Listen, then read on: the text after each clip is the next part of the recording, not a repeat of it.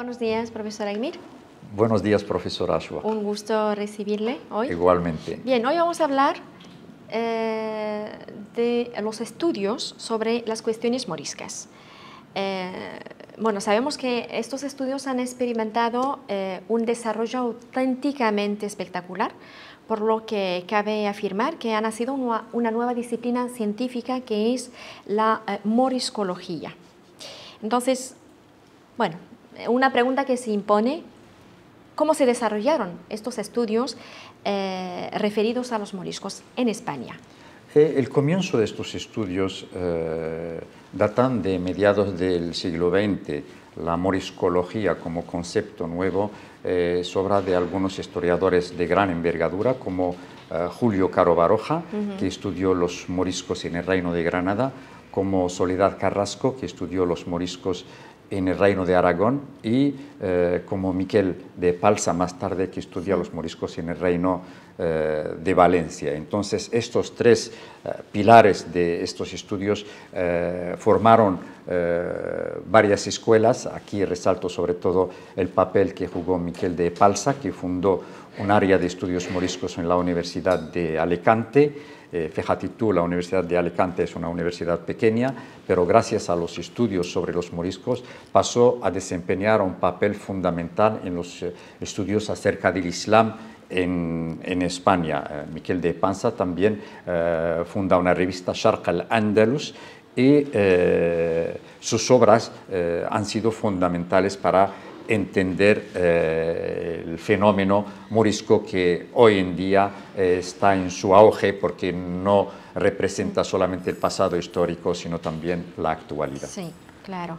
Y en el resto de Europa, ¿cuándo aparecieron los estudios sobre cuestiones moriscas? Yo resaltaría la obra de Fernand Braudel. Fernand Braudel, como sabemos, uno de los historiadores europeos más importantes del siglo XX. Su obra maestra es El Mediterráneo y el mundo mediterráneo en la época de Felipe II. En esta obra, que funda también una nueva historiografía que se llama L'École des Annales, entonces Fernand Braudel dedica un capítulo de esta obra a la cuestión morisca y llega a conclusiones de suma importancia. Según Fernand Braudel, el fenómeno morisco es un fenómeno de choque de civilizaciones que se basa sobre la religión para un enfrentamiento religioso. La obra fue editada en 1944.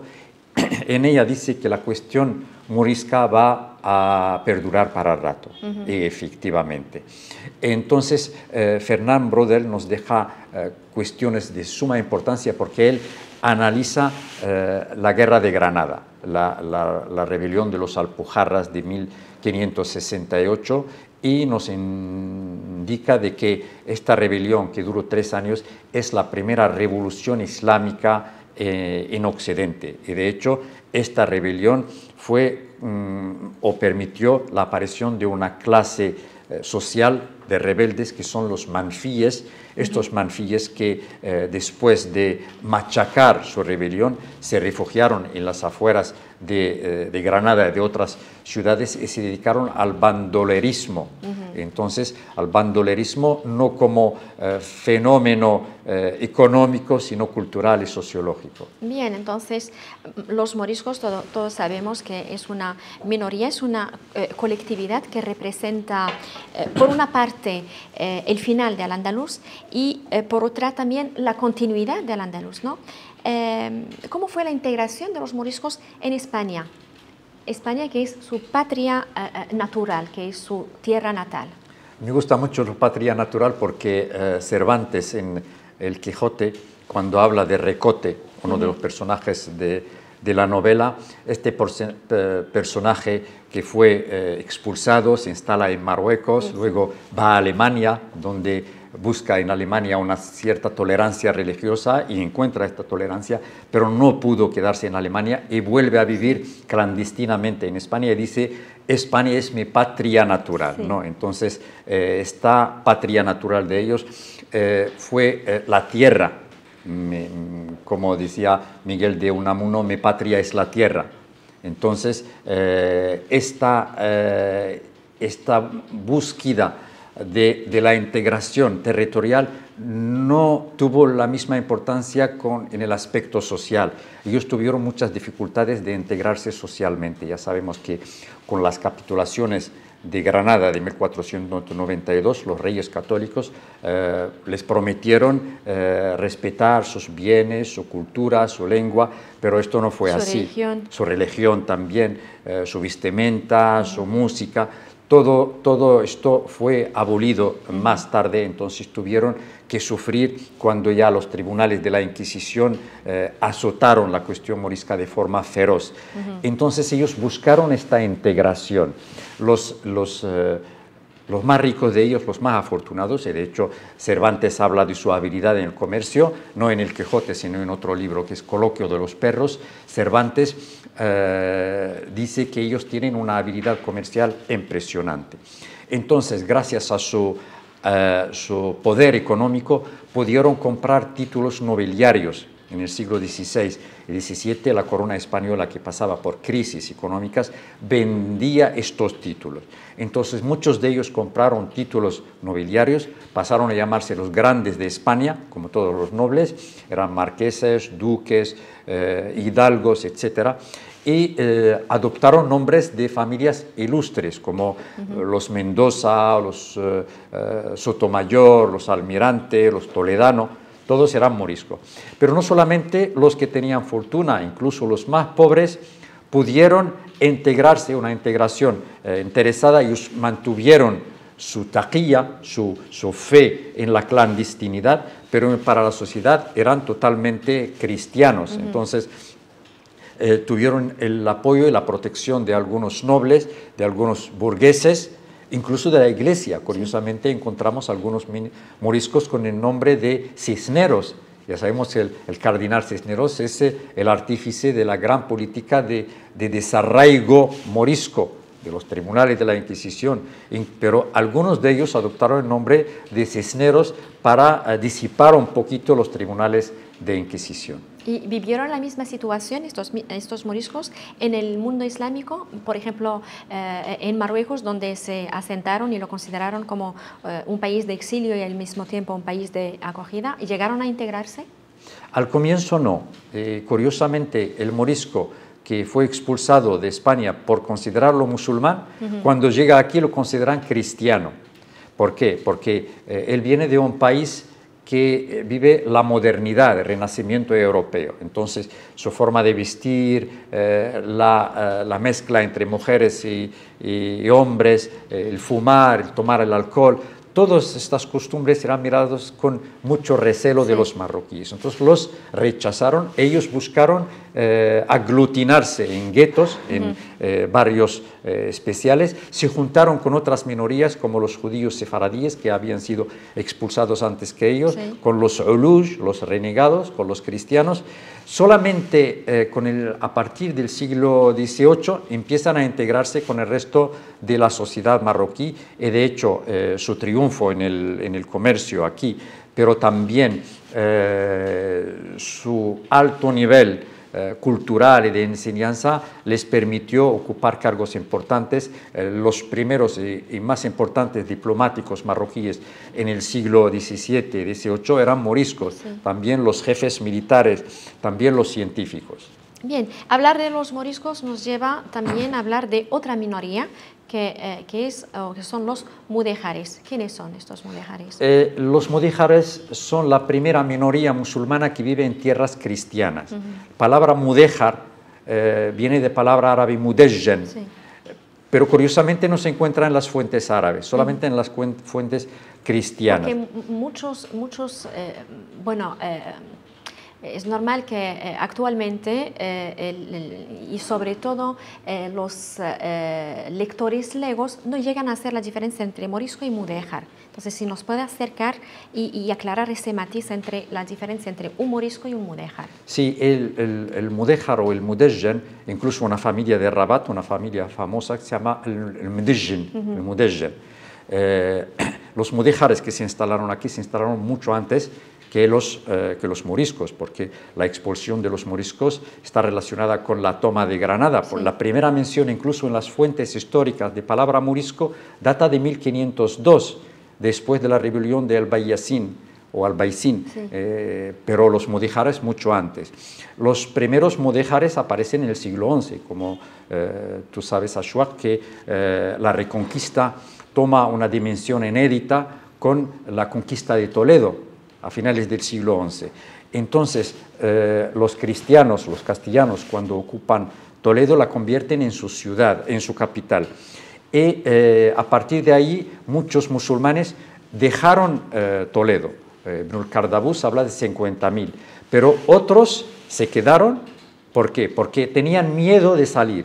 Si salen, pueden ser diezmados, arrestados y sus bienes expropiados. Entonces ellos hicieron caso omiso de las fatwas, los dictámenes de los alfaquíes. Los juristas les decían ellos debían salir de la tierra conquistada por los cristianos porque se considera la tierra de los infieles, Dar al-Kufr. Pero ellos no podían y no querían. Entonces se quedaron, no solamente esto, muchos de ellos dejaron ciudades de Al-Ándalus y se instalaron en ciudades cristianas dentro del marco de lo que se llama la repoblación señorial, porque tenían ventajas y la corona española les brindaba protección para quedarse en tierras cristianas. Esta es la diferencia entre los mudéjares y los moriscos. ¿Y cómo abordaron el tema de los mudéjares los alfaquíes? ¿Cómo trataron el tema los alfaquíes y la Iglesia, y tenemos también los reinos cristianos en España? Entonces, estos tres elementos que son totalmente diferentes, ¿cómo han podido tratar a este mudéjar? Es interesante tu observación, porque me gustaría hacer esta distinción tridimensional. Primero los alfaquíes. Ya tenemos un jurista del siglo XVI muy famoso, Al-Wansharisi, que vivía en Fez, y Al-Wansharisi decía que todo morisco que se quedaba en España se consideraba como un infiel, como un kafir. Deberían salir. Ellos no pudieron y no quisieron. Entonces, pero entre ellos, entre los moriscos, había alfaquíes que daban autorización de quedarse, como Ibn Rabi' y como el mancebo de Arévalo en su obra que se llama Tafsira, una obra de jurisprudencia, que les autorizaba a quedarse porque comprendía la realidad de esta minoría, como acabamos de señalar. No podían integrarse en Marruecos, pero en España tampoco podían salir. Entonces, esta es la postura que tuvieron ellos de los alfaquíes, y las fatwas, los dictámenes de alfaquíes, yo creo que hay que distinguir entre las fatwas de los alfaquíes moriscos, y había alfaquíes moriscos, y las fatwas de los alfaquíes de la otra orilla del estrecho. Entonces, esto en cuanto a la postura y a los dictámenes de los alfaquíes. Ahora, en cuanto a la Iglesia, estamos hablando del periodo de los tribunales de la Inquisición, y hubo un control feroz contra los moriscos. Entonces, la Iglesia impedía, esto se aplica tanto a los mudéjares como a los moriscos, impedía la mezcla entre moriscos o mudéjares y el resto de la población cristiana, les exigía una vestimenta especial, una manera especial de cortar el pelo, la barba, les impedía ejercer algunas actividades como la medicina por miedo de dañar a la población cristiana, pero esta postura de los tribunales de la Inquisición y de la gente de la Iglesia iba en contraste con la postura de los reyes. Los reyes les daban más libertad. Esto te digo que se aplica tanto a los mudéjares como a los moriscos. Se llamaban los moros de paz.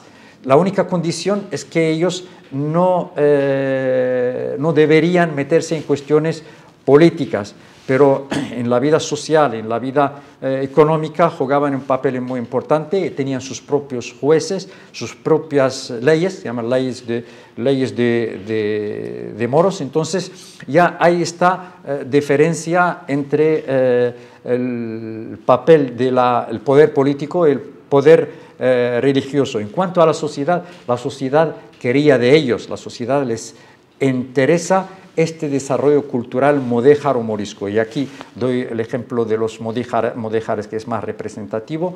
Los mudéjares desarrollaron una cultura muy alta, muy desarrollada, muy avanzada. Incluso las oraciones cristianas se hacían en lengua mudéjar. Fíjate tú. Y el aspecto donde más destacaron es el arte mudéjar, la arquitectura. Incluso este arte fue adoptado por los reyes cristianos. Ya sabemos, Sevilla fue tomada en el siglo XIII, pero después de la toma de Sevilla, el rey Pedro II de Sevilla construyó el Alcázar de Sevilla con arquitectura mudéjar. Sí, en Córdoba también, ¿no? En Córdoba también, en diferentes partes. Si tú vas a Toledo, la estación de tren de Toledo, con arquitectura mudéjar.